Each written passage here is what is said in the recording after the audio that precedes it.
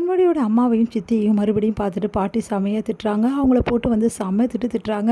அதனால அவங்க என்ன பண்ணுறது தெரியாமல் தவிக்கிறாங்க. இப்போ மட்டும் என்ன பண்ண போகிறீங்க? அப்படியே வந்து 10 வகை பலகாரத்தோடு அடுக்க போகிறீங்க பாருங்கள் தட்டு. நீங்கள் பண்ணுறதெல்லாம் சாதாரண விஷயம். மிஞ்சி போனால் ஒரு தேங்காய்க்கு 2 தேங்காய் வாங்கிட்டு வந்திருப்பீங்க. இதெல்லாம் ஒரு வந்து சீரா? இந்த சீர் 2 கட்டை பேக்கில் தூக்கின்னு வரதுக்கு கதை அடிக்கிறீங்களா? மரியாதை எடுத்துன்னு ஓடி போயிடுங்க அப்படின்ற மாதிரி பேசுகிறாங்க. அதையெல்லாம் கேட்டுட்டு வந்து நாங்கள் சொல்கிறத கேளுங்க அப்படின்னோன்னா, அவங்க ஏன் சீர் வந்து சாதாரணமாக வைக்கிறாங்க, நாங்கள் வைக்க போகிற சீரை நீங்கள் பார்க்க தானே போகிறீங்க அப்படி சொல்லிட்டு பின்னாடி யாரோ வராங்க. பார்த்தா அங்கே வந்து வராரு நம்ம வந்து பைரவியும் அதுக்கப்புறம் ஆறுமுகமும் வராங்க. அவங்கள பார்த்து எல்லாம் அதிர்ச்சி. நீங்கள் யார்? உங்களுக்கு என்ன சம்மந்தம் அப்படி சொல்லிட்டு பாட்டி கேட்குறாங்க. சம்மந்தமா? இவங்க ஏன் சித்தி, அவங்க சித்தியோட பொண்ணுன்னா நான் என்ன வேணும்? நான் அண்ணன், இவன் அண்ணி அப்படின்றாங்க. அதை கேட்டுட்டு அப்படியே அதிர்ச்சியாக பார்க்குறாங்க. இவங்கள நான்லாம் பார்த்ததே இல்லையே. ஏங்க சொந்தக்காரங்க எல்லாரையுமா பார்த்துருக்கீங்க நீங்கள்? சில சொந்தங்கள் வருவாங்க, சில சொந்தம் லேட்டாக வரும்.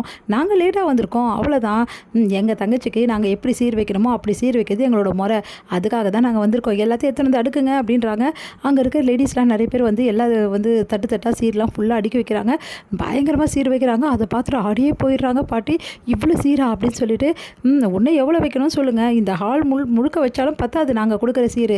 இதுக்கு மேலேயும் கொடுக்கறதுக்கு நாங்கள் ரெடியாக இருக்கோம். எங்கள் வீட்டு பொண்ணுக்கு நாங்கள் கொடுக்க மாட்டோமா அப்படின்னு உடனே அப்படியே எல்லாம் அதிர்ச்சியாக பார்க்குறாங்க. உடனே கண்மணியை பார்த்துட்டு, என்ன கண்மணி, இந்த சீர் போதுமா?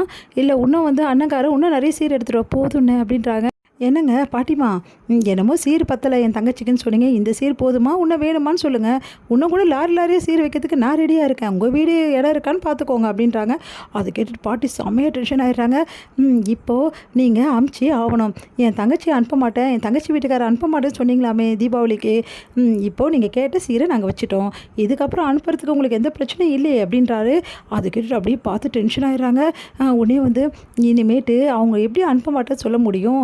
அதான் சீர் எடுத்துகிட்டு வந்து கரெக்டாக வச்சுட்டிங்களே, இப்போ முறைப்படி அமுச்சு தானே ஆகணும் அப்படின்னு சொல்லிட்டு இருக்காங்க நம்ம கார்த்தி வந்து, அண்ணன் நானும் வந்து போகிறேன், அதே மாதிரி நீயும் போக போகிற, ஜாலி தான் நம்ம 2 பேருக்கும் அப்படின்றாங்க. பவி பார்த்தல உங்கள் வீட்டோட அன்றைக்கி எவ்வளோ சீர் வந்துடும், அதாங்க பார்க்குறேன். நிறைய தட்டு 27 தட்டு தான் இங்கே வச்சாங்க. இங்கே பார்த்தல என்ன கணக்கு அடங்களால் தட்டுகள் வச்சுருக்காங்க. அப்போனா அண்ணி தான் கெத்து. ஒத்துக்கிறியா பவி? ஒத்துக்கிறேங்க அப்படின்றாங்க. பவி, அண்ணி உண்மையிலே நீங்கள் கிரேட் அண்ணி. இவ்வளோ சூப்பரான ஒரு சொந்தக்காரங்களை வச்சுட்டு இவ்வளோ நாள் எங்ககிட்ட சொல்லவே சொல்லியே நீ அப்படின்னு சொல்லிட்டு கேட்டுகிட்டே இருக்காரு நம்ம வந்து கார்த்தி.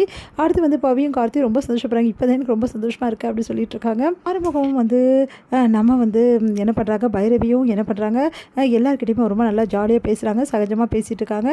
அடுத்து வந்து 2 பேரும் சீக்கிரமாக வந்து கிளம்பி வந்துடுங்க அப்படின்றாங்க. சரி நாங்கள் கண்டிப்பாக வந்துடுறோம் அப்படின்னு சொல்கிறாங்க. சரிங்க சித்தி நாங்கள் கிளம்பட்டுமா? நான் எல்லோரும் கிளம்பலாம், ஒன்றும் பிரச்சனை இல்லை அப்படின்னு சொல்லிட்டு எல்லாருமே கிளம்புறாங்க.